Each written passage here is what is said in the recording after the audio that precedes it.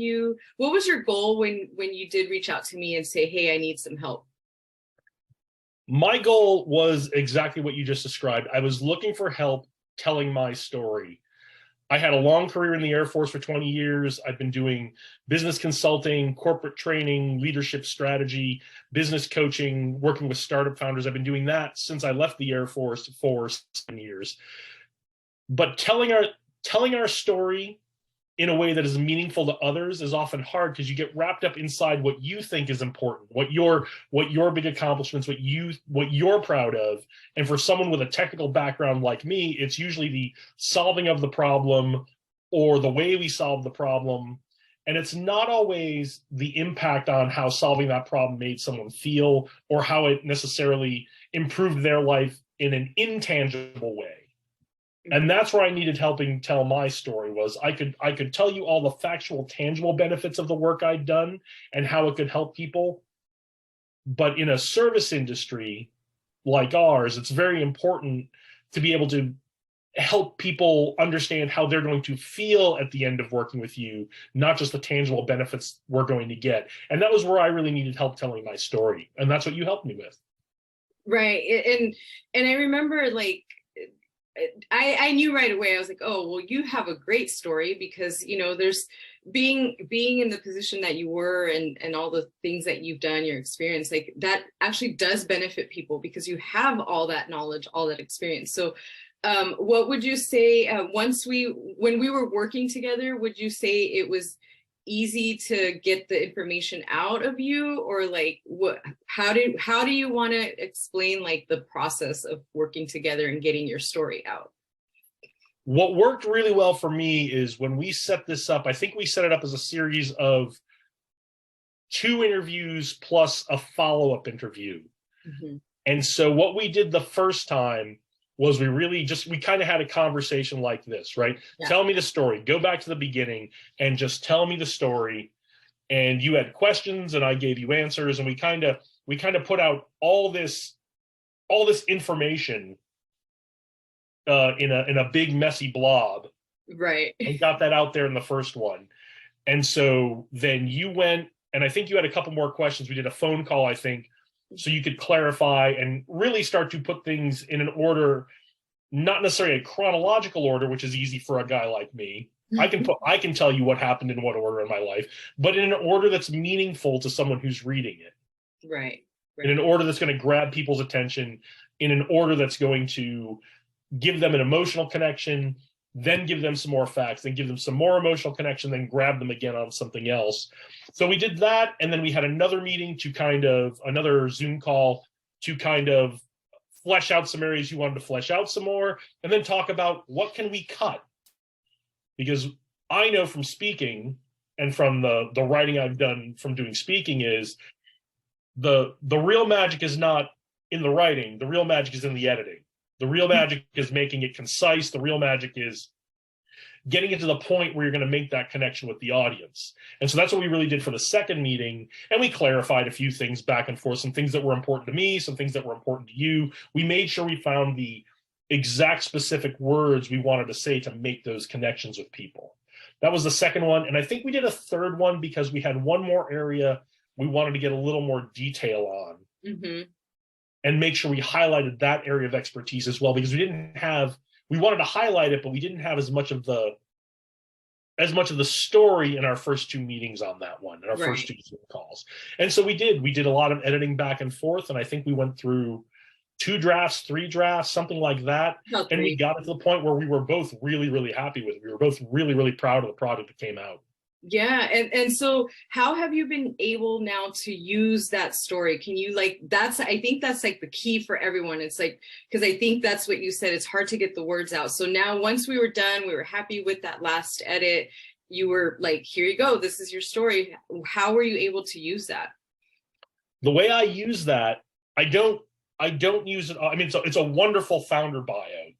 And if you are a founder who's looking for a founder bio, or you're looking for someone to do that kind of bio for your company, for your brand, Priscilla will give you a great long 2-3 page bio on that. And that's great to have in your hip pocket for things, but I use that, I take pieces of that. So when I'm a member on a panel for a panel discussion, I will take different sentences out of different parts of that founder bio, and I will put that together for the specific bio for that event. So it's highly, if we're doing startup stuff, I focus heavily on how the military experience helps me help startups and the things I've done in the startup community. I pull 2 or 3 of those sentences together and make that the bio. If we're talking about working with big companies, that's a different part of the military experience and a different part of the founder bio that talks about how I've helped bigger companies with their corporate training and their leadership culture, and how that can help, how that will make a connection to help that company. So it's really taking all of these great thoughts and ideas that are put together in a consistent bio to tell the story of myself and the brand, but it's taking it and chopping it up and reordering a little bit for whatever the application is, whether that's doing stuff on my website or giving a bio to someone if I'm speaking somewhere, or a member of a panel discussion, or just looking to make a social media post that, if we're looking for something for a social media post, we've got all that to draw back on as well. That's so cool. So that you hit it all, because so one of the things that happened after working with you, I realized that it's not even just your bio, it's actually like your story. It's your brand story, because it talks about your company, it talks about you, it talks about how you're going to help the client. And so I think that was super cool, because after doing this with you, I was like, oh, I realized this is a whole story. It's not just your bio. So that's something that I was able to learn from working with you too, is that there's so much to it. But I'm glad that you were able to use that. And I've seen it. I've seen you updating your website with it. And I think I'm starting to see more content with some of the stuff that's in there. So it's like really good. Would you, what would you say? I'm trying to see, when you go back to it, how do you use it? Like, where do you keep it? How do you always refer back to it to be able to pull stuff out of it? So I keep most of my documents on a shared cloud drive. So I can get to them from my laptop, I can get to them from my phone, I can get to them from my iPad, I can get to them wherever I am. Yeah. And so that is in a place I know where it is on my shared drive, and it's really easy to get to. And so if I need to, if I'm talking to someone and they need a bio from me like really quick, it's really easy for me to just grab something, get on my phone, grab it, cut and paste it into an email or a text and send it to them so that they've got it for whatever we're doing in like 10 minutes, right? So it's always at my fingertips. It is a rare week that I do not refer to it for something. So one of the big advantages to it is when you're working with a client, when you're working with a customer, especially a prospective client or customer, they want to know that you're the right person to work with. And elements of your founder story and your brand story are what are going to help them connect to, yes, this is the right person for me, or no, it's not. And that's okay too. If it's not a good fit, that's all right. Having a real clear, concise founder story, brand story that connects emotionally with whoever you're talking to is going to help them get very quickly to, yes, let's do it, or no, I don't think it's a good fit. Because in our business, you don't want to be in that maybe world. Right. You want to get to a quick yes, let's go do it, let's move. Or you want to get to, it's not a good fit, or it's not the right time. So then we can all move on to the things that are going to be productive for us, right?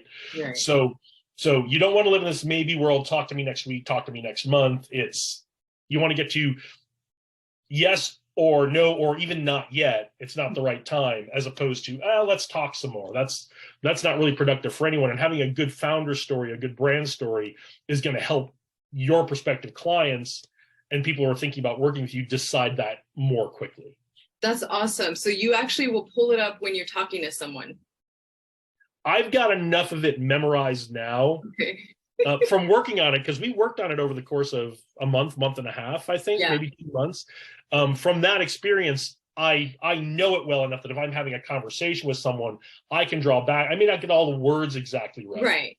Right. But I draw on it all the time. Okay. Well, thank you so much, Jason.